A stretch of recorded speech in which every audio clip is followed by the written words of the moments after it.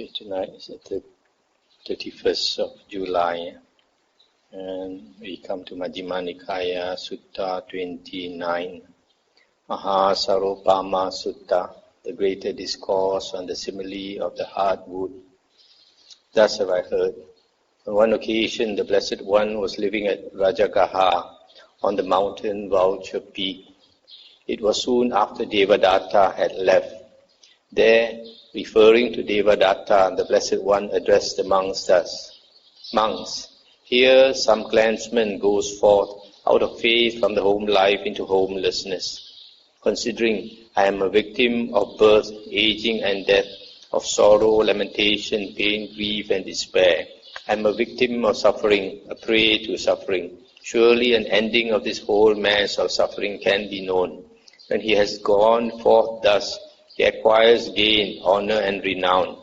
He is pleased with that gain, honor and renown, and his intention is fulfilled. On account of it, he lauds himself and disparages others thus: I have gain, honor and renown, but these other monks are unknown, of no account. He becomes intoxicated with that gain, honor and renown, grows negligent, falls into negligence, and being negligent, he lives in suffering. Suppose a man needing hardwood, seeking hardwood, wandering in search of hardwood, came to a great tree standing possessed of hardwood, passing over its hardwood, its sapwood, its inner bark and its outer bark. He would cut off its twigs and leaves and take them away, thinking they were hardwood. Then a man with good sight, seeing him, might say, this good man did not know the hardwood, the sapwood, the inner bark, the outer bark, or the twigs and leaves. Thus, while needing hardwood, seeking hardwood, wandering in search of hardwood, he came to a great tree standing possessed of hardwood, and passing over its hardwood, its sapwoods, its inner bark and its outer bark, he cut off its twigs and leaves and took them away, thinking they were hardwood. Whatever it was this good man had to make with hardwood, his purpose will not be served. So too monks, here some clansman goes forth out of faith, etc. And when he has gone forth, he acquires gain, honor and renown, and he is pleased with that gain, honor and renown, etc. This monk is called one who has taken the twigs and leaves of the holy life and stopped short with that. Stop here for a moment. So here the Buddha initially referred to Devadatta. Devadatta is one of his disciples who, because of fame, became egoistic and wanted to take the Buddha's place as leader of the Sangha. And because of his ambition, which the Buddha rejected, he planned to kill the Buddha. After that, he created a schism of the Sangha, split the Sangha, and for which he had to go to hell. So this gain, honor and renown, the Buddha compares with the twigs and leaves of a huge, great tree having possessed of hardwood, but somebody not realizing where the hardwood is takes away the twigs and leaves which are utterly useless. So the Buddha is saying that gain, honor and renown is compared to twigs and leaves of that huge tree, not important at all. Then the Buddha continues, here monks, some clansman goes forth out of faith from the home life into homelessness, considering I am a victim of birth, aging and death, of sorrow, lamentation, pain, grief and despair, a victim of suffering, etc. And then when he has gone forth thus, he acquires gain, honor and renown. And then he is not pleased with that. He does not become intoxicated with that gain, honor and renown. He is diligent and achieves the attainment of virtue. He is pleased with the attainment of virtue and his intention is fulfilled. On account of it, he lauds himself and disparages others thus: I am virtuous, of good character, but these other monks are immoral, of evil character. He becomes intoxicated with the attainment of virtue, grows negligent, falls into negligence, and being negligent, he lives in suffering. Suppose a man needing hardwood, seeking hardwood, wandering in search of heartwood, came to a great tree standing possessed of heartwood. Passing over its heartwood, its sapwood, and its inner bark, he would cut off its outer bark and take it away, thinking it was hardwood. So in the same way, some monk goes forth out of faith from the home life into homelessness, and then he acquires this gain, honor and renown. But after that, he's not content with that. He is diligent and attains virtue. Virtue here means keeping the moral precepts, keeping the Patimokkha rules and the Vinaya rules, etc. So he is content with that. So this monk is called one who has taken the outer bark of the holy life and stopped short with that. Here among some clansmen goes forth out of faith from the home life into homelessness, considering I'm a victim of birth, aging and death, etc. Then after that, he acquires gain, honor and renown. He's not pleased or content with that. Then he's diligent and attains virtue. And then also he's not content with that. He does not grow negligent. Being diligent, he achieves the attainment of concentration. And he's pleased with the attainment of concentration. And his intention is fulfilled. On account of it, he lauds himself and disparages others. Thus, I am concentrated, my mind is unified. But these other monks are unconcentrated, with minds astray. So he becomes intoxicated with that attainment, grows negligent. Suppose a man needing hardwood, seeking hardwood, came to a great tree possessed of hardwood. Passing over its hardwood and its sapwood, he would cut off its inner bark and take it away, thinking it was hardwood. In the same way, a monk goes forth and he stops short when he attains concentration. This monk is called one who has taken the inner bark of the holy life and stopped short with that. Here among some clansmen goes forth out of faith from the home life into homelessness, considering I am a victim of birth, aging and death, etc. He acquires gain, honor and renown. Then he is diligent and attains virtue. And then after that, he attains concentration. But he is not content there. Being diligent, he achieves knowledge and vision. He is pleased with that knowledge and vision, and his intention is fulfilled. On account of it, he lost himself and disparages others, and becomes negligent, falls into negligence. Suppose a man needing hardwood, seeking hardwood, in the same way came to a great tree possessed of hardwood, and then he passed over his hardwood, I would cut off its sapwood and taking it away, thinking it was hardwood. So in the same way, a monk who stops short when he achieves knowledge and vision is called one who has taken the hardwood of the holy life and stopped short with that. Here among some clansmen goes forth out of faith from the home life into homelessness, considering I am a victim of birth, aging and death, sorrow, lamentation, pain, grief and despair.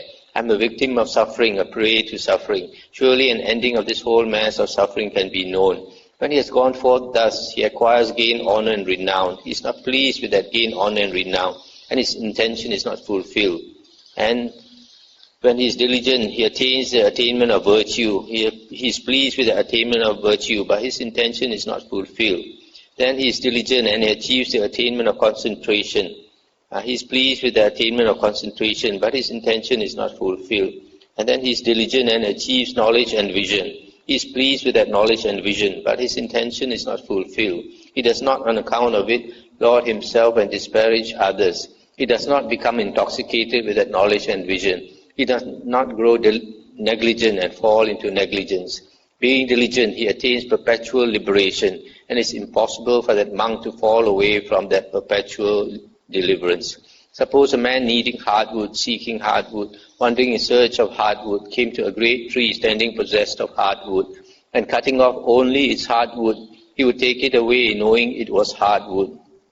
Then a man with good sight, seeing him, might say, this good man knew the hardwood, the sapwood, the inner bark, the outer bark, and the leaf, and the twigs and leaves. Thus, while needing Heartwood, seeking Heartwood, wandering in search of Heartwood, he came to a great tree standing possessed of Heartwood, and cutting off only its Heartwood, he took it away, knowing it was Heartwood. Whatever it was this good man had to make with Heartwood, his purpose will be served. So too monks, here some clansman goes forth out of faith, and then he practices until he attains perpetual liberation. And it is impossible for that monk to fall away from that perpetual deliverance. So this holy life, monks, does not have gain, honor and renown for its benefit, or the attainment of virtue for its benefit, or the attainment of concentration for its benefit, or knowledge and vision for its benefit. But it is this unshakable deliverance of mind that is the goal of this holy life, its Heartwood and its end. That is what the Blessed One said. The monks were satisfied and delighted in the Blessed One's words. So here we find that the Buddha is talking about the different stages of attainment of a monk when he practices the holy life. First he acquires gain, honor and renown, but that is likened to the twigs and leaves of a great tree. And secondly, he can attain virtue or moral conduct, and that the Buddha likens to the outer bark of a great tree. Thirdly, he can attain concentration, the third stage. But concentration is likened to the inner bark of a huge tree by the Buddha. And then fourthly, he can attain knowledge and vision. And this knowledge and vision is considered to be the sapwood of the holy life, just like the sapwood of a huge tree. And then lastly, he can attain perpetual liberation. And this perpetual liberation the Buddha calls the Heartwood of this huge tree. So these are the 5 attainments that the Buddha has mentioned here. Now, gain, honor and renown, the first stage we all know, becoming famous. The second stage is virtue or moral conduct. As I mentioned just now, for a monk, moral conduct or virtue means keeping the Vinaya rules according to the Vinaya Pitaka, the 6 books of the Vinaya Pitaka, which includes the 227 precepts of a Theravada monk. And then the third stage is concentration. What is concentration? In the commentaries, they do not mention, they do not say what is meant by concentration here. And after that, the fourth stage is knowledge and vision. According to the commentaries, this refers to the heavenly eye or the divine eye, a type of psychic power where that monk can see heavenly beings and see ghosts and all that, spiritual beings. And then lastly, perpetual liberation, according to the commentary, refers to the 4 parts, the 4 fruits, and Nibbana. The 4 parts and 4 fruits are the Aryan stages, the 8 Aryan stages. Now, if we compare this sutta with the next sutta is a little similar. And the next sutta, the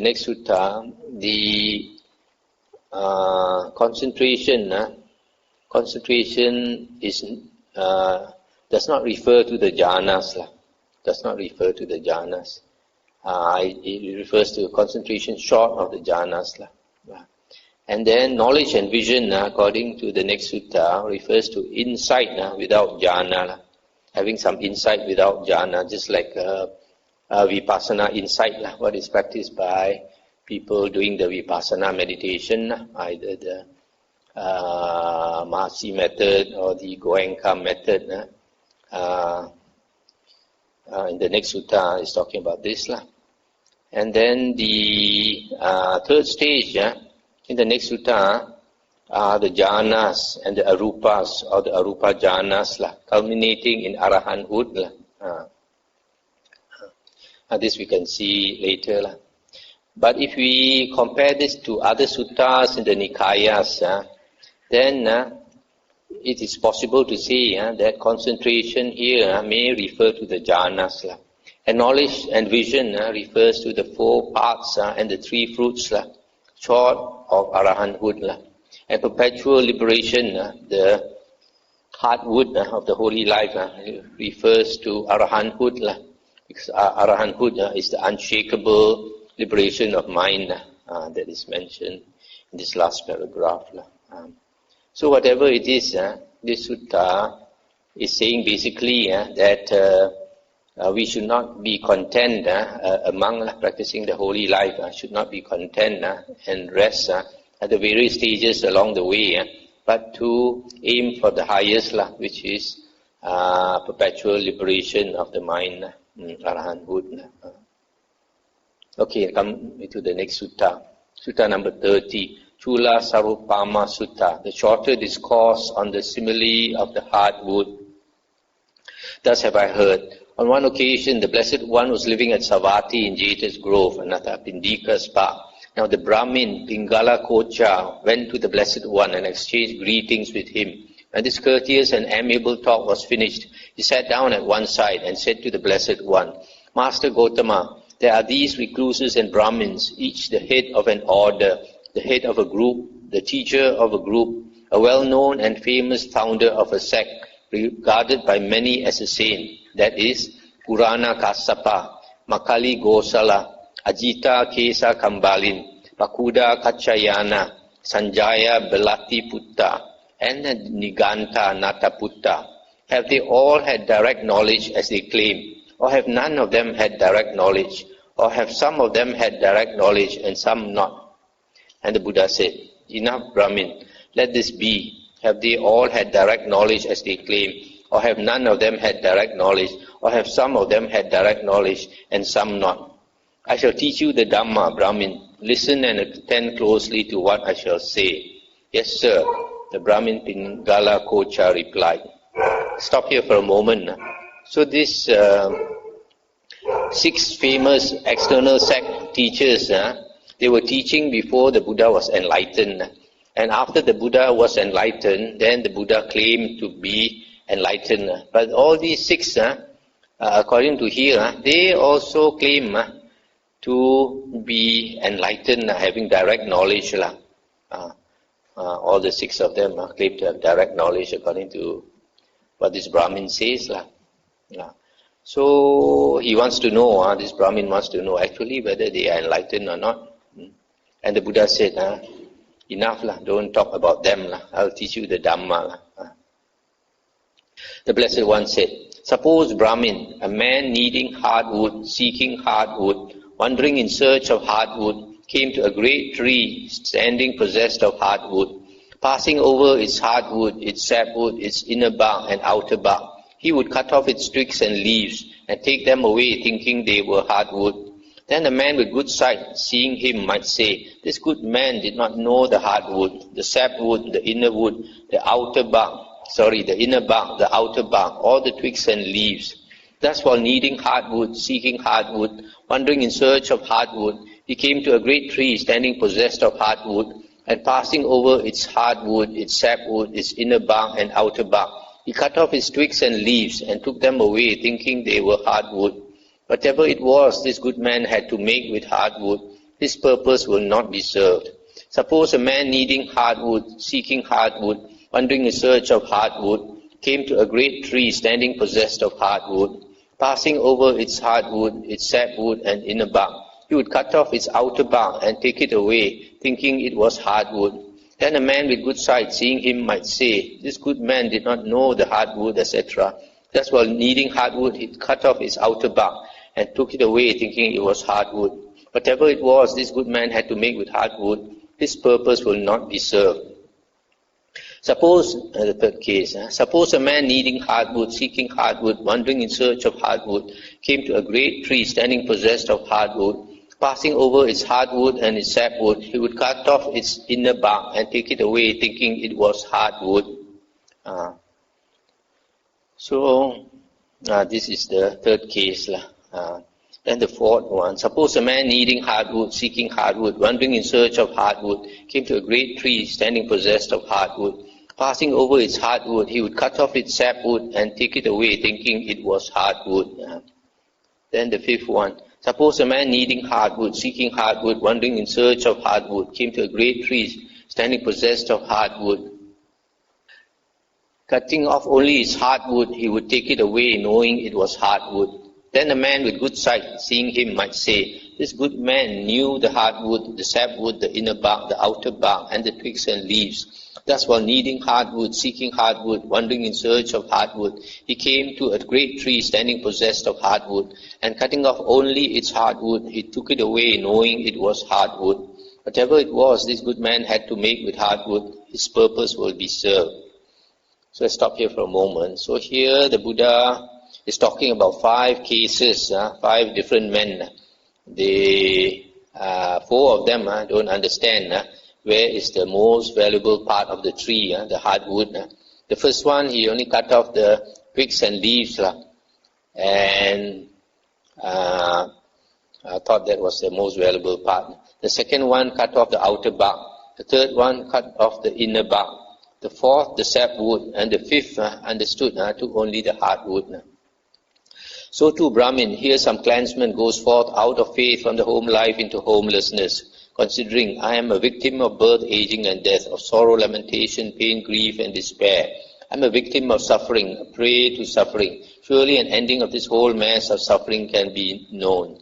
When he has gone forth thus, he acquires gain, honor and renown. He is pleased with that gain, honor and renown, and his intention is fulfilled. On account of it, he lauds himself and disparages others thus. I have gained honor and renown, but those other monks are unknown, of no account. So he arouses no desire to act. He makes no effort for the realization of those other states that are higher and more sublime than gain, honor and renown. He hangs back and slackens. I say that this person is like a man needing hardwood, who came to a great tree standing possessed of hardwood, and passing over its hardwood, its sapwood, its inner bark and outer bark, he cut off its twigs and leaves, and took them away, thinking they were hardwood. So whatever it was he had to make with hardwood, his purpose will not be served. Similarly, the second case, here Brahmin, some clansman goes forth out of faith from the home life into homelessness, and then after he has gone forth, he acquires gain, honor and renown. But he is not satisfied with that, and he arouses energy to attain those higher states, and then he attains virtue, and on account of that, he is pleased, and his intention is fulfilled. On account of it, he lauds himself and disparages others. I say that this person is like the man needing hardwood, who passing over its hardwood, its sapwood and its inner bark, cut off its outer bark and took it away, thinking it was hardwood. So whatever it was he had to make with hardwood, his purpose will not be served. Then the third case, here Brahmin, some clansman goes forth out of faith from the home life into homelessness. Then he acquires gain, honor and renown. And then he achieves virtue. And then he's not content. He strives and achieves the attainment of concentration. And then he is pleased with the attainment of concentration, and his intention is fulfilled. On account of it, he lauds himself and disparages others. I say that this person is like a man needing hardwood, who passing over its hardwood and its sapwood, cut off its inner bark and took it away, thinking it was hardwood. So this is the third case. The fourth case, here Brahmin, some clansman goes forth out of faith from the home life into homelessness. And then he acquires gain, honor and renown, but he's not satisfied. And then he acquires virtue. And then he's not satisfied, and then achieves the attainment of concentration. And then he is not content. He strives and achieves knowledge and vision. And he is pleased with that knowledge and vision, and his intention is fulfilled. On account of it, he lauds himself and disparages others. I say that this person is like the man needing hardwood, who passing over its hardwood, cut off its sapwood and took it away, thinking it was hardwood. So this is the fourth case. Here Brahmin, some clansman goes forth out of faith from the home life into homelessness, considering I am a victim of birth, aging and death, etc. Then he acquires gain, honor and renown. And then after that he acquires virtue. And then after that he achieves concentration. And then after that he achieves knowledge and vision. He's pleased with that knowledge and vision, but his intention is not fulfilled. He does not, on account of it, laud himself and disparage others. He arouses desire to act, and he makes an effort for the realization of those other states that are higher and more sublime than knowledge and vision. He does not hang back and slacken. But what Brahmin are the states that are higher and more sublime than knowledge and vision? Here Brahmin, quite secluded from sensual pleasures, secluded from unwholesome states, among enters upon and abides in the first jhana, which is accompanied by applied and sustained thought, with delight and pleasure born of seclusion. This is a state higher and more sublime than knowledge and vision. Again, with the stilling of applied and sustained thought, among enters upon and abides in the second jhana. This too is a state higher and more sublime than knowledge and vision. Again, with the fading away as well of delight, among abides in equanimity, mindful and fully aware, still feeling pleasure with the body, he enters upon and abides in the third jhana. This too is a state higher and more sublime than knowledge and vision. Again, with the abandoning of pleasure and pain, and with the previous disappearance of joy and grief, among enters upon and abides in the fourth jhana. This too is a state higher and more sublime than knowledge and vision. Again, with the complete surmounting of perceptions of form, with the disappearance of perceptions of sensory impact, with non-attention to perceptions of diversity, aware that space is infinite, among enters upon and abides in the base of infinite space. This too is a state higher and more sublime than knowledge and vision. Again, by completely surmounting the base of infinite space, among enters upon and abides in the base of infinite consciousness. This too is a state higher and more sublime than knowledge and vision. Again, by completely surmounting the base of infinite consciousness, aware that there is nothing, among enters upon and abides in the base of nothingness. This too is a state higher and more sublime than knowledge and vision. Again, by completely surmounting the base of nothingness, among enters upon and abides in the base of neither perception nor non-perception. This too is a state higher and more sublime than knowledge and vision. Stop here for a moment. So here you see the Buddha is talking about the 4 Rupa jhanas and the 4 Arupas, or Arupa jhanas. And he says that all these states are higher than the previous ones. What are the previous ones? The first one is gain, honor and renown, because this is not important. And the second one is virtue. And the third is concentration, which is short of the jhanas. And then the fourth is knowledge and vision. This knowledge and vision refers to insight. So since it is short of the jhanas, you can see here very clearly, this refers to the vipassana jhanas, the vipassana knowledge and vision that is practiced by people doing the vipassana meditation nowadays. So vipassana meditation, when you still haven't attained the jhanas, the Buddha says it is much lower. All these jhana states, the Buddha says, this is a state higher and more sublime than knowledge and vision. So in the original Buddha's discourses, the insight that you achieve without jhana is inferior. Nowadays they always say that is superior and that is the way to enlightenment and all that. You can see very clearly from the suttas, all those are lies. And in the Buddha's words, all those insight that is attained short of the jhanas are inferior to the jhanas. All the 4 Rupa jhanas and all the 4 Arupas here. Continuing, again, by completely surmounting the base of neither perception nor non-perception, among enters upon and abides in the cessation of perception and feeling, and his stains or asavas are destroyed by seeing with wisdom. This too is a state higher and more sublime than knowledge and vision.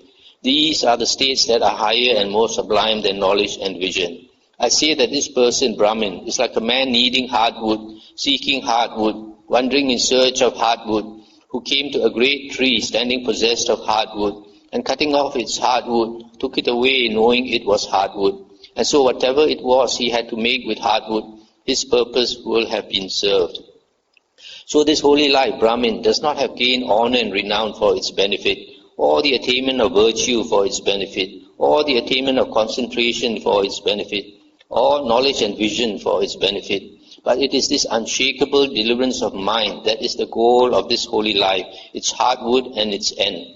When this was said, the Brahmin, Pingala Kocha, said to the Blessed One, "Magnificent Master Gotama, magnificent Master Gotama. Master Gotama has made the Dhamma clear in many ways, as though he were turning upright what had been overthrown, revealing what was hidden, showing the way to one who was lost, or holding up a lamp in the dark for those with eyesight to see forms.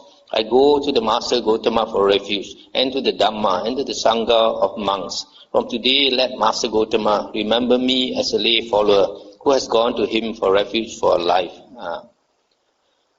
So this last part, the Buddha says that monk passing through the four rupa jhanas and the four arupas, and then beyond that, he attains the cessation of perception and feeling, which is also the cessation of consciousness. And when he comes out of that state, his asavas are destroyed by seeing with wisdom. So you see here, when a person attains the highest stage of meditation, and he comes out of it, just by coming out of this state of perception and feeling, he will know automatically that the whole world disappeared when he attained the cessation of perception and feeling.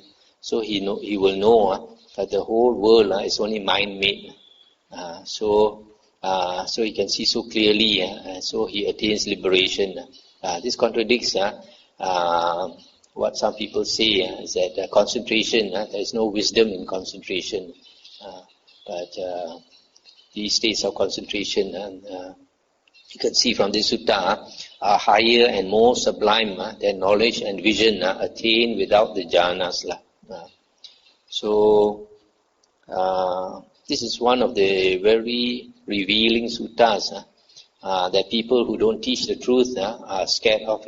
That's why you find later monks who went the deviant way. We know original Buddhism relies on the five Nikāyas, the earliest four Nikāyas, plus some books of the fifth Nikāya.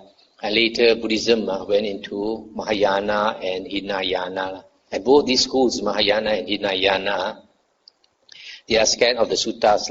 So they tell the followers not to study the suttas, waste of time and all this thing, and inferior teaching and all that. But it's precisely because all these suttas show up their lies. That's why they are scared of these suttas. So from this you can see vipassana meditation that is practiced nowadays is inferior to the jhanas in this sutta.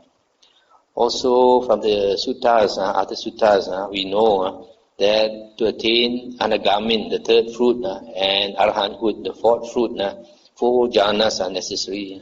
The 4 jhanas. So you can see from here the sequence to attain liberation. A person attains the first jhana, then the second, the third, and the fourth. From other suttas, after the 4th jhana, a person can attain liberation. But there are some monks, after that they go into the arupa jhanas, and after the other 4 arupa jhanas, if they can attain cessation of perception and feeling, the Buddha says is the best. Then when they come out of that state, immediately they become enlightened. So this is one of the many suttas where the Buddha shows the importance of the jhanas. Earlier we saw the Buddha calls the jhanas the footprints of the Buddha, footprints of the Tathagata. Okay, since we are in a hurry, we will go to the next sutta. Sutta 31, Culagosinga Sutta, the shorter discourse in Gosinga. Thus have I heard. On one occasion, the Blessed One was living at Nadika in the brick house. Now on that occasion, the Venerable Anuruddha, the Venerable Nandya, and the Venerable Kimbila were living at the park of the Gosinga Sala tree wood. Then when it was evening, the Blessed One rose from meditation and went to the park of the Gosinga Sala tree wood.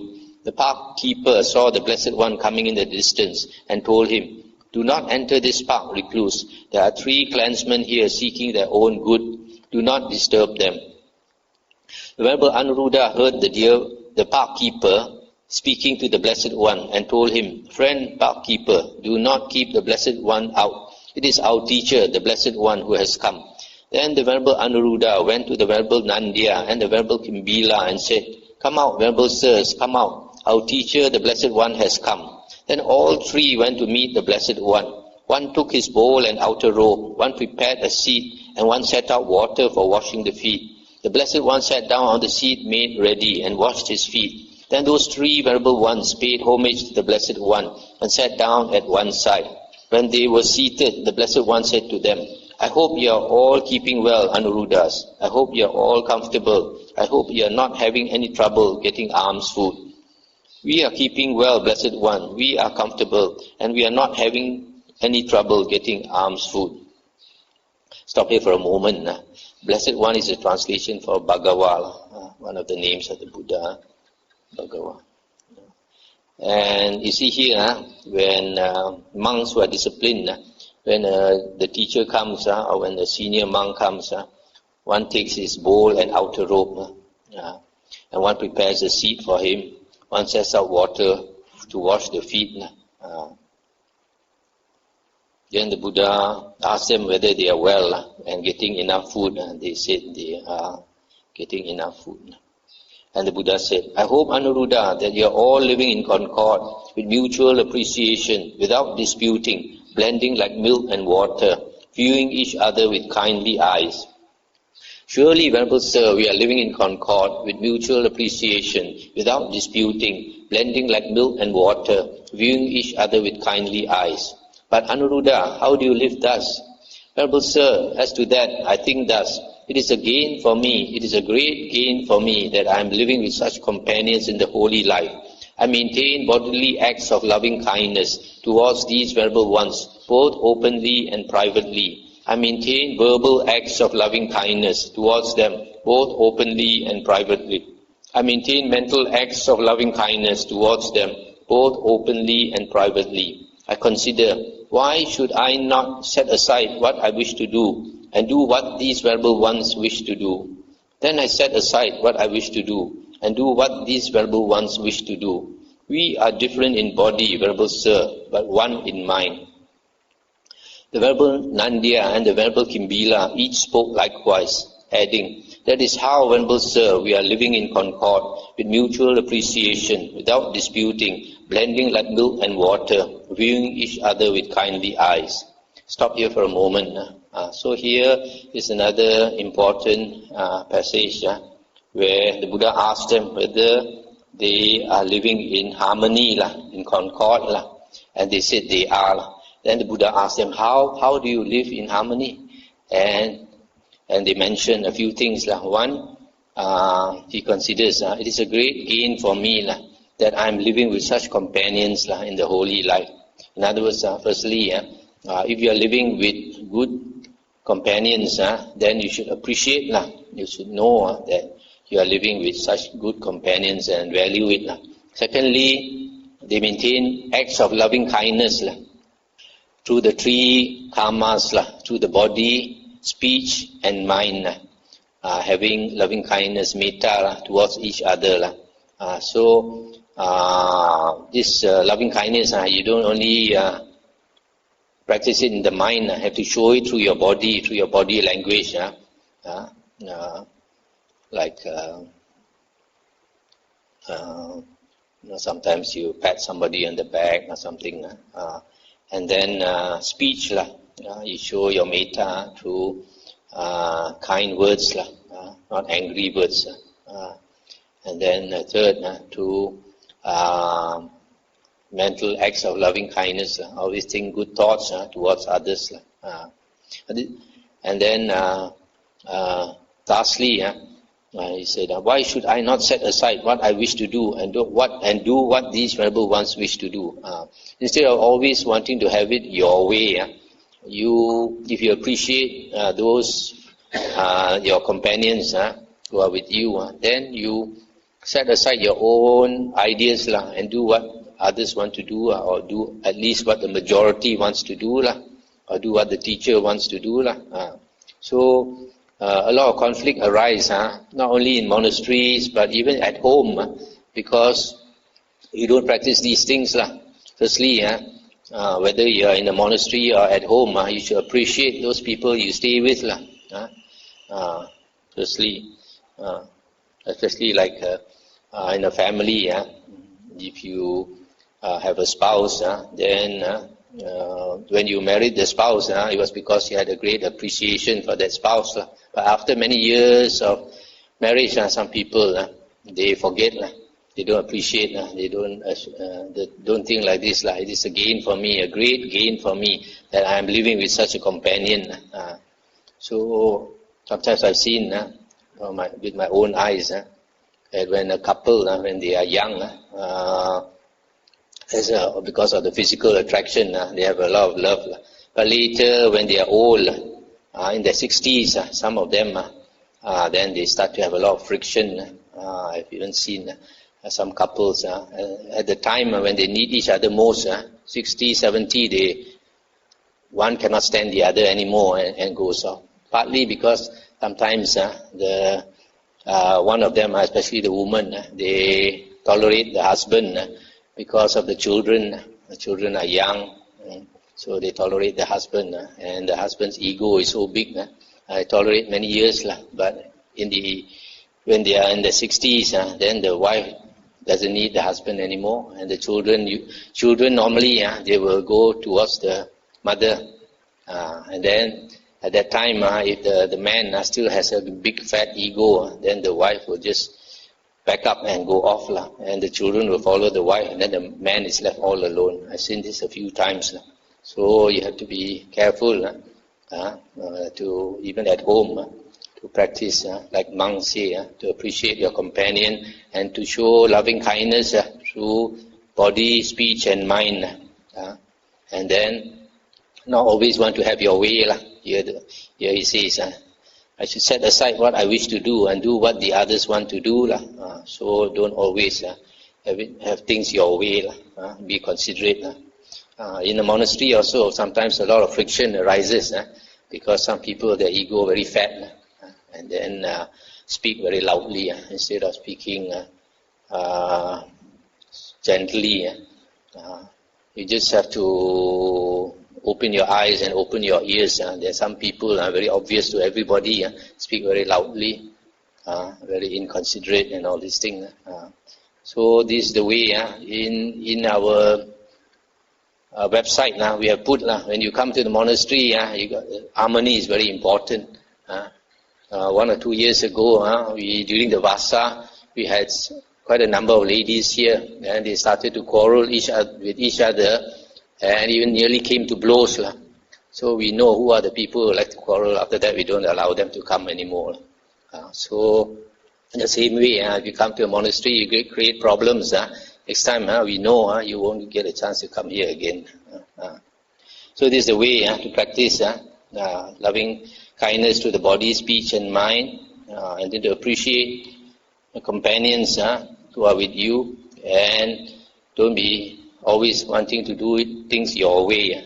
Do sometimes what other people want to do.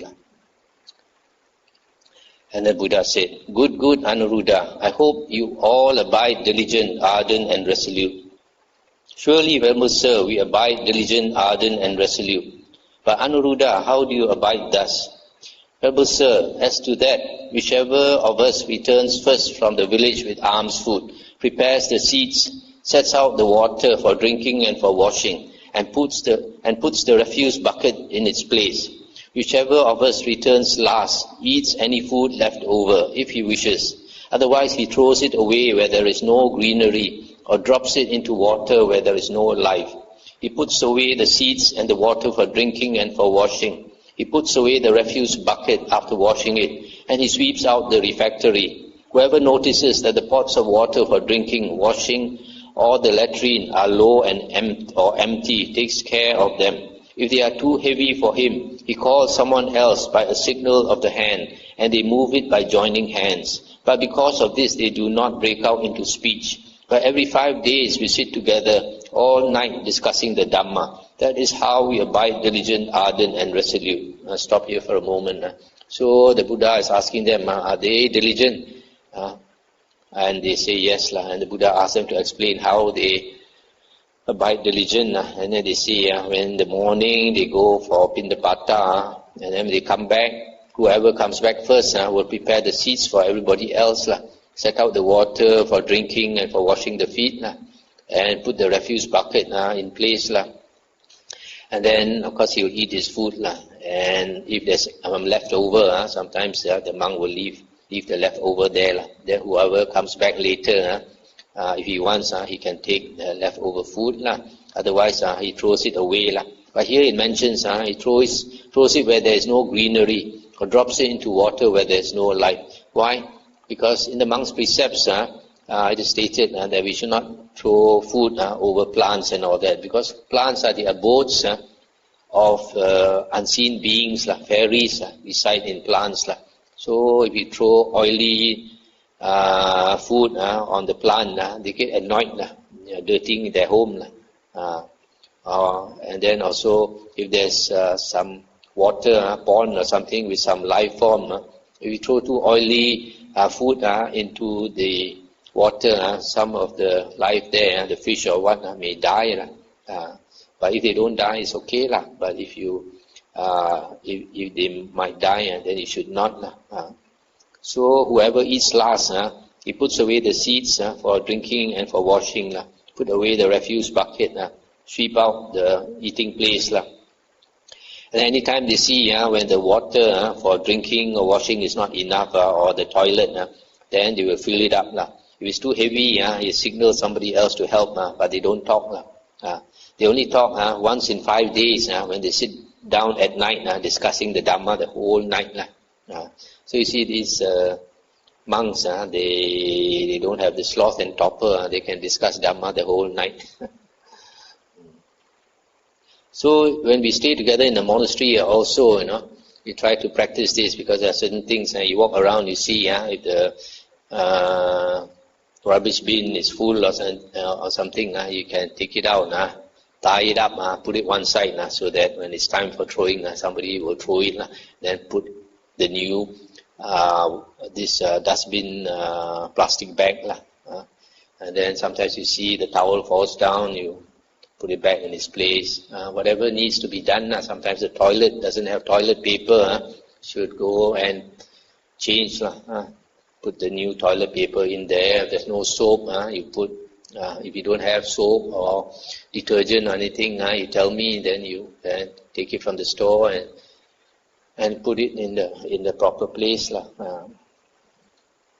And the Buddha continued, good, Anuruddha. But while you abide thus diligent, ardent and resolute, have you attained any superhuman state, a distinction in knowledge and vision worthy of the noble ones, a comfortable abiding? Why not, Venerable Sir? Here, Venerable Sir, whenever we want, secluded from sensual pleasures, secluded from unwholesome states, we enter upon and abide in the first jhana. Venerable Sir, this is a superhuman state, a distinction in knowledge and vision, worthy of the noble ones, a comfortable abiding, which we have attained while abiding, diligent, ardent, and resolute. And the Buddha said, good, Anuruddha. But is there any other superhuman state, a distinction and knowledge worthy of the noble ones, a comfortable abiding, which you have attained by surmounting that abiding and making that abiding subside? Why not, Venerable Sir? Here, Venerable Sir, whenever we want, with the stilling of applied and sustained thought, we enter upon and abide in the second jhana. Similarly, with the fading away as well of delight, we enter upon and abide in the third jhana, then in the fourth jhana. Venerable Sir, this is another superhuman state, a distinction in knowledge and vision worthy of the noble ones, a comfortable abiding, which we have attained by surmounting the preceding abiding, by making that abiding subside. And the Buddha continued, good, Anuruddha. But is there any other superhuman state which you have attained by surmounting that abiding, by making that abiding subside? Why not, Venerable Sir? Here, Venerable Sir, whenever we want, with the complete surmounting of perceptions of form, with the disappearance of perceptions of sensory impact, with non-attention to perceptions of diversity, aware that space is infinite, we enter upon and abide in the base of infinite space. Venerable Sir, this is another superhuman state, which we have attained by surmounting the preceding abiding, by making that abiding subside. Good, Anuruddha. But is there any other superhuman state which you have attained by surmounting that abiding? Why not, Venerable Sir? Here, Venerable Sir, whenever we want, by completely surmounting the base of infinite space, aware that consciousness is infinite, we enter upon and abide in the base of infinite consciousness. Similarly, in the base of nothingness, in the base of neither perception nor non-perception. Remember, sir, this is another superhuman state which we have attained by surmounting the preceding abiding. Good, Anuruddha. But is there any other superhuman state, a distinction in knowledge and vision worthy of the noble ones, a comfortable abiding, which you have attained by surmounting that abiding, by making that abiding subside? Why not, Venerable Sir? Here, Venerable Sir, whenever we want, by completely surmounting the base of neither perception nor non-perception, we enter upon and abide in the cessation of perception and feeling, and our taints are destroyed by our seeing with wisdom. Venerable Sir, this is another superhuman state, a distinction in knowledge and vision worthy of the noble ones, a comfortable abiding, which we have attained by surmounting the preceding abiding, by making that abiding subside. And Venerable Sir, we do not see any other comfortable abiding higher and more sublime than this one. Good, Anuruddha. There is no other comfortable abiding higher and more sublime than that one. I stop here for a moment. So here you see, when the Buddha asked Venerable Anuruddha, have you attained any superhuman state? This superhuman state should be Uttari Manusa Dhamma. Uttari Manusa Dhamma, higher than human states. Uttari Manusa Dhamma, here is a superhuman state, a supernormal state. A distinction in knowledge, in a distinction in knowledge and vision, worthy of the noble ones, Aryans. And then, after the Buddha asked this question, the Venerable Anuruddha replied, yes, he has attained the four jhanas and the four arupas, and the cessation of perception and feeling.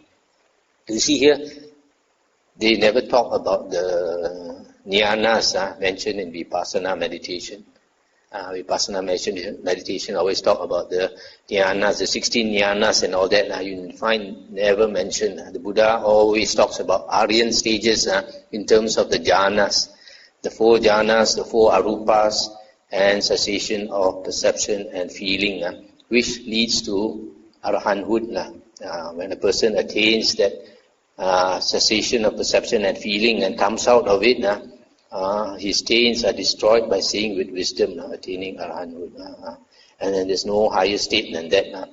So be very clear when the Buddha talks about Aryan stages, he's not talking about insight. He's talking about these jhanas only that leads to the various stages of path and fruit. Then when the Blessed One had instructed, urged, roused and encouraged the Venerable Anuruddha, the Venerable Nandya and the Venerable Kimbila with a talk on the Dhamma, he rose from his seat and departed.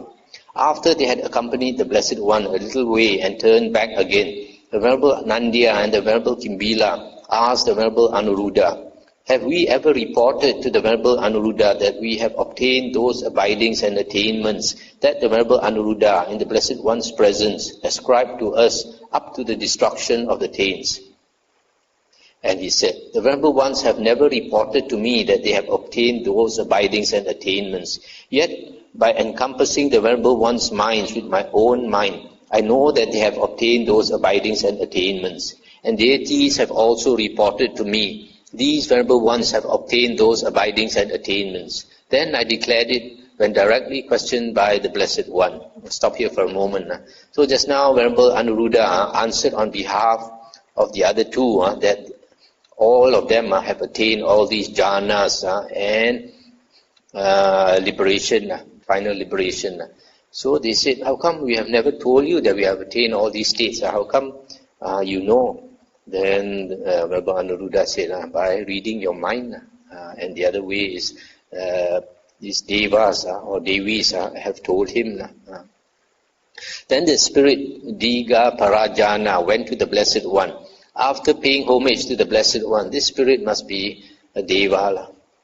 After paying homage to the Blessed One, he stood at one side and said, it is a gain for the Bhajans, Venerable Sir, a great gain for the Bhajan people that the Tathagata, Arahant Sama Sambuddha, dwells among them.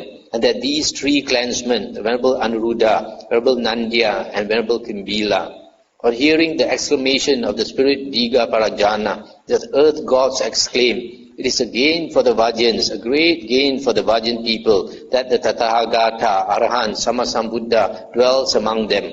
And these three clansmen, the Venerable Anuruddha, Venerable Nandya, and Venerable Kimbila, on hearing the exclamation of the earth gods, the gods of the heaven of the four great kings shouted also, "It is a gain for the Vajjans," etc. And the gods of the heaven of the 33, the Yama gods, the gods of the Tusita heaven, the gods who delight in creating, the gods who wield power over others' creations, the gods of Brahma's retinue, all exclaim, "It is a gain for the Vajjans, a great gain for the Vajjan people, that the Tathagata, Arahant, Sammasambuddha dwells among them." And that these three clansmen, the Venerable Anuruddha, Venerable Nandya, and the Venerable Kimbila, thus at that instant, at that moment, those venerable ones were known as far as the Brahma world. I'll stop here for a moment. So here you see, these three Arahants, because they are practicing so well, this Deva, Diga Parajana, tall Parajana, came to praise them in the presence of the Buddha. And when the earth gods, earth spirits heard, they also shouted the same thing. And then when the four great kings heard it, they also shouted. And one heaven after another, they heard this. They all shouted, all the gods shouted up to the Brahma heavens, the first jhana level. So these three Arahants were known to all the Devas up to the Brahma world. And the Buddha said, "So it is, Diga, so it is. And if the clan from which those three clansmen went forth from the home life into homelessness should remember them with confident heart, that would lead to the welfare and happiness of that clan for a long time. And if the retinue of the clan from which those three clansmen went forth, the village from which they went forth, the town from which they went forth, the city from which they went forth, the country from which those three clansmen went forth from the home life into homelessness, should remember them with confident heart, that would lead to the welfare and happiness of that country for a long time. If all nobles should remember those three clansmen with confident heart, that would lead to the welfare and happiness of the nobles for a long time. If all Brahmins, all merchants, all workers should remember those three clansmen with confident heart, that would lead to the welfare and happiness of them for a long time. If the world with its gods, its Maras and its Brahmas, this generation with its recluses and Brahmins, its princes and its people, should remember those three clansmen with confident heart, that will lead to the welfare and happiness of the world for a long time. See, Diga, how those three clansmen are practicing for the welfare and happiness of the many, out of compassion for the world, for the good welfare and happiness of gods and humans. That is what the Blessed One said. The spirit Diga Parajana was satisfied and delighted in the Blessed One's words. So this last part, the Buddha says that if the world should think of these three Arahants with a confident heart, that means to have trust in them, to have faith in them. Whoever has faith in these three Arahants, they would gain much merit. It would be for the welfare and happiness of them for a long time. So this contradicts what nowadays some people say, that when you practice a spiritual path, you are selfish.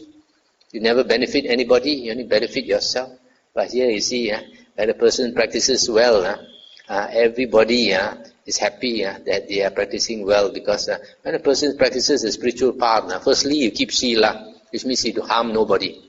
Right? They are not a nuisance in the world. People in the world which who create problems are those who don't keep sila, firstly. Secondly, they have metta for all beings. Thirdly, because they are practicing the spiritual path, they are showing people how to practice, practicing in seclusion, striving with meditation, and remember yesterday we heard about charana, the 10 factors of conduct or practice for a monk. So when a person practices a spiritual path, all these unseen beings, they appreciate. They're trying to cut our ego. People in the world, we normal people, ordinary people, we how do you say? We do a lot of things because of our ego, because of our greed, hatred, and delusion, and so we cause conflicts in the world. We have conflicts with others and all that. So in the spiritual path, we put down our ego. Always remember, always to look into your mind. Whatever you think, whatever you say, always examine. Whatever you do, what is your motive? Usually, you find a lot of us, the motive is the ego, or the greed, the hatred. Delusion is harder to see. So whenever you look into your mind, then you understand yourself, whether you are saying what you should be saying, whether you are acting in a way that you should be acting. So whether you are thinking in the right way and all this. Okay, we have to stop here. Just finish 1 hour. Thank you again for wonderful Dhammavuddho, very insightful. Thank you. Can you instruct us on wakefulness, on how one begins to not sleep or focus more on the spiritual path rather than sleep? I don't know if that's clear enough. But Yes. I get what you're trying to say. How can we practice this Jagarya Nu Yoga, devotion to wakefulness? In other words, how to sleep less, right? Okay. In the Buddha's Dhammavinaya, the Buddha taught that in the middle watch of the night, which means 10 p.m. until 2 a.m., that is the time for a monk to take a rest. And actually now scientists say that is the best time to take a rest, as a time when our certain organs shut off. So this 4 hours, a person on the spiritual path takes a rest. But even these 4 hours in the Buddha's discipline, the Aryan discipline, the Buddha tells the monks to try not to fall asleep even during the 4 hours of rest. So those who can do it, they lie down to rest. They rest the body, but they keep the mind awake by, for example, doing the chanting, like the Buddha taught the first meditation. 32 parts of body, head, hair, body hair, nails, teeth, skin, and all that. So they keep chanting. But for beginners, that is impossible. You need to fall asleep. Otherwise, you'll be groggy the next day. So, since the Buddha has given this standard of 4 hours, actually, that is a very good indication that actually 4 hours of rest is enough for the body. The only thing is, for most people, our mind is so scattered that 4 hours is also not enough.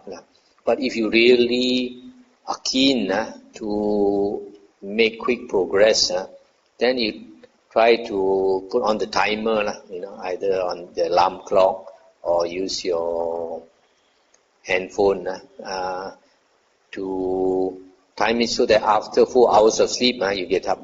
And then when you get up after 4 hours of sleep, you try to meditate. And if you do that, you find that actually your mind can concentrate much better.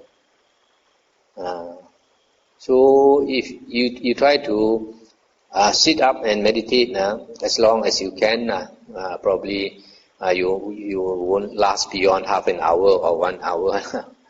But never mind, even if you can meditate for half an hour, and after that you go to sleep again. Then the next morning, then after, say for example, if you normally you sleep, according to yoga, you should try not to sleep more than 6 hours a day.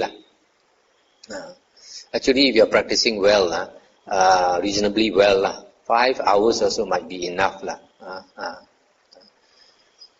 And anyway, if you can't make it 5 hours, then okay, you tell yourself, don't sleep more than 6 hours in a day and night, in this 24-hour cycle.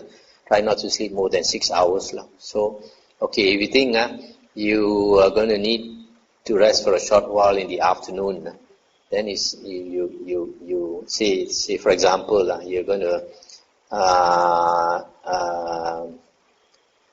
catch 40 wings in the afternoon, say like half an hour. Then at night you try to sleep 5.5 hours.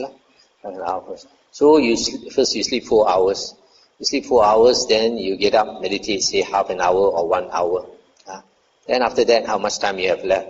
1.5 hours. So you go and sleep again 1.5 hours. And then when you wake up, then you are quite refreshed enough. And in the morning when you meditate at 4:30, you find you can meditate better than instead of sleeping 6 hours at one stretch. And then you come and then you still have a lot of sloth and torpor. I mean, you still can, if you are able to fight off the sloth and torpor, make a lot of effort, and sloth and torpor can go away. So it seems now that scientists have found, in the extreme case, a person needs 2.5 hours a day, because it seems they did some experiments with soldiers. They want to know, because the army wants to know during times of war, and they have to fight, what is the minimum amount of sleep you need so that they can still fight. So they found about 2.5 hours, it seems. But of course, if it's protracted a long time, it might not be enough. But so since 2.5 hours is the very minimum, so if you sleep 4 hours, and then you get up and meditate, you find you can do it slowly. You can reduce to 3 hours. After some period, if you progress, you reduce to 3 hours. You get up after 3 hours, then you meditate half an hour or 1 hour. After that, you can sleep again another 2.5 hours. Makes a difference. Makes a difference. Break up your sleep instead of one long stretch. Thank you, Bhante. And then in the afternoon, try not to sleep longer than what we call a cat nap, the very minimum. The best is don't sleep more than 15 minutes. So you can train yourself, like if you are used to sleeping 1 hour, then you put your alarm clock, your timer. After, say, like 45 minutes, you have to get up. And then after you get used to it, then you reduce it to half an hour. Then after that, you keep reducing until about 15 minutes. But one thing, just tell you something that might be helpful. After our meal, our main meal, all the blood rushes down to your stomach. So a lot of people, the sloth and torpor, will KO you. People are ready to crash out. So that's mainly because the blood goes away to your stomach. So what you can do is you need to lie down. So you lie down, you put some pillow or something, put your feet higher than your head, so that the blood rushes down to your head. Then after 2 minutes or 3 minutes or 5 minutes, then you notice you are not so sleepy anymore, because it changed the blood in your head. When the blood in our head is a bit stale, you feel sleepy. That's why you see these yogis, they do upside down. The whole body goes vertical, or the blood goes down to the brain. But if you do that, don't do too long. Try not to do more than 1 minute or 2 minutes. If you do too long, you get a headache. Okay?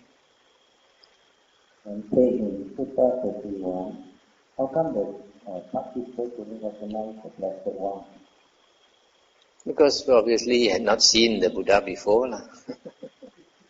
Already quite famous at the time. Yeah, there were so many people. Then he put back to beyond again. The 3 months days already Arahant. Why did he still need to discuss the Dhamma? Because they value the Dhamma. They have so much respect for the Dhamma. When they discuss the Dhamma, they are happy and also they like to share with each other the Dhamma. It doesn't mean a person is an Arahant, he knows all the suttas, For example, the first 5 monks who were enlightened, one of them was, what's his name? Asaji. So remember Asaji, he went on alms round in the Pata soon after he was enlightened. So Venerable Sariputta saw him, saw, hey, this monk, so bright, his face, so so peaceful, radiating peace. So he was very impressed. So he came to this Venerable Asaji and asked him, he thought, this monk is so good, his teacher must be even better. So he asked him, who is your teacher? What does your teacher teach? Then this Venerable Asaji said that his teacher is this our Bhagava Arahant Sambuddha, and then he said what, he said, I'm just newly ordained, just become a monk. He said, I don't know much Dhamma, I cannot tell in detail, I cannot explain to you in detail my teacher's Dhamma, but in a few words I can say. Then the Venerable Sariputta said, never mind, you explain to me, the short or long, it's okay. Then he explained, all Dhammas arise to conditions and all Dhammas cease to conditions. In other words, everything in the world arises to conditions and cease to conditions. And just hearing this, Venerable Sariputta, because his mind probably was very clear, he understood and attained stream entry. So the point I'm trying to make here is, see, this Venerable Asaji already liberated, already an Arahant, but he had heard very few suttas. Because the Buddha, in a matter of a few days or a few weeks, taught them a few suttas, and they became enlightened. They became enlightened because their mind was very clear. If a person has attained 4 jhanas, the mind is very clear. Very often we find in the suttas and the Vinaya books, the Buddha speaks only one sutta. They listen to sometimes only one sutta and they become enlightened. So after they have become enlightened, it doesn't mean they know everything, A lot of suttas they don't know. So when they sit together, they discuss and they get to know more. Anyway, out of these 3 Arahants, 2 of them are only newly enlightened. Probably Venerable Anuruddha was enlightened earlier. The other 2 was enlightened, just enlightened only. Like to refer to Sutta number 29, where the Buddha talked about the concentration. Yeah. Even though a mind who has attained concentration in the Sutta 29, which earlier Bhante has mentioned, this would be the jhana. So, and this Sutta was spoken shortly after Devadatta left the original Sangha. And Devadatta, as we all know, that he could attain the 8 jhanas. So it's a bit confusing. If he could attain the 8 jhanas, that means he has done away with most of the hindrances. Yes. And he has so much greed and wish for fame and he has even great review for the Buddha. So I was wondering whether he has fallen away later and he has lost his jhana or what? Yes, firstly, he had this obstruction of this conceit. He was a very conceited person and ambitious. So after he became famous, because he had psychic power, then he wanted to take over the Buddha's place. He asked the Buddha to step down and allow him to become the leader of the Sangha. And the Buddha scolded him in front of all the monks and likened him to spittle, saying that you are just like what people spit away, and you dare to say you want to become the leader of the Sangha. And because of that, he had a lot of hatred for the Buddha, putting him down in front of everybody, likening him to spittle. So after that, he planned to kill the Buddha. The moment he had this intention to kill this Buddha, the Buddha, I think all his psychic power fell away. He fell out of jhana. His mind was very disturbed already, agitated. He was planning how to kill the Buddha. With such a mind, how can a person attain the jhanas? So he would have lost all his jhanas, and later he fell into hell.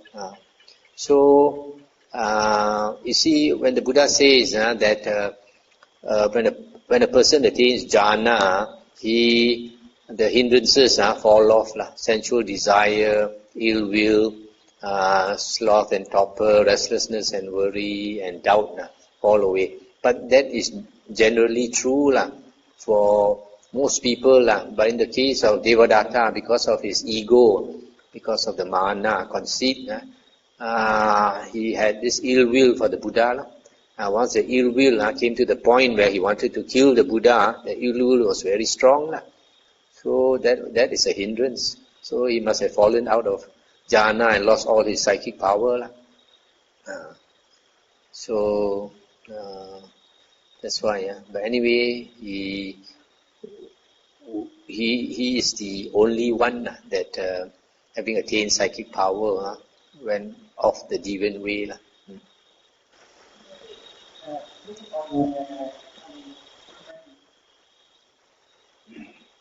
On Samadhi, so we talk about the Noble Eightfold Path.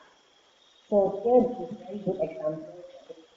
Devadatta walks the wrong Eightfold Path. So because the Noble Eightfold Path starts with the right view, and then ends with Samadhi, so it goes to show that Devadatta doesn't have right view. So he ends up with a wrong samadhi, or is there such a thing as wrong samadhi? No, the samadhi is right samadhi, but it is not Aryan samadhi, not noble samadhi. Because noble samadhi, noble sama samadhi in the suttas is the four jhanas supported by all the other factors of the Noble Eightfold Path. So he does not have all the factors of the Noble Eightfold Path. So although he has right concentration, it is the same as the concentration of the external ascetics. People who have psychic powers and all that, they have right concentration, but they don't have the noble or Aryan right concentration, which is supported by all the other factors of the Noble Eightfold Path. Also, as you mentioned, meditation without right view is dangerous. The Buddha always says that you must have right view first. That is the first factor of the Noble Eightfold Path. If you don't have right view, you have not entered the stream, and you have not entered the Noble Eightfold Path. So like in the case of Devadatta, he attained the last factor, but because he did not attain right view, that eventually led him to hell. So it is the same nowadays. A lot of meditation teachers, they stress so much on meditation that they tell their disciples not to study the suttas, not to listen to the Dhamma and all that. That is lopsided development. We must always have the theory with the practice. The theory is learning the Buddha's Dhamma first to get the right view. Then after that only you can make more effort in meditation. But if you balance approach is to do both at the same time. But in the suttas, the Buddha says that first you should get right view, even before you practice the four satipatthana that is stated in the Samyutta Nikāya.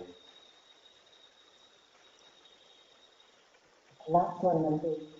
You see that Buddha always, whenever you see his disciples, he's always very concerned about their well-being, and he always asks whether they get enough alms food or not. So, but earlier we read in Sutta that even if the disciple does not get enough alms, he should stay on if his practice is progressing very well. But ideally, Bhante, you can see that the Buddha would prefer them to have good support and also good progress. Actually, it's not exactly that if a monk does not get enough alms food, and he's progressing well, that he should stay in that place. In the Vinaya books, it is stated that if a monk stays in a certain place and he does not get enough food, or he does not get enough nutritious food, he should leave the place. Because that means if you don't get enough food or enough nutritious food, then you don't have that support to continue your practice. Just like when the Buddha was fasting, he became so weak that he could not enter jhana. Then only later when he took one meal a day, one good meal a day, then he had enough strength to actually enter jhana. So when in the suttas earlier we read how if the requisites are not easily obtainable, but of the 4 requisites, the food is the most important. Without sufficient food, you cannot practice. Well, of course, usually the case is that sometimes, for example, if you live among the hill tribes people, you will have enough food. The only thing is sometimes the quality is not that good, but it's enough to get by. And last time I used to stay in Thailand, we go to certain remote places. We go on alms round the whole morning.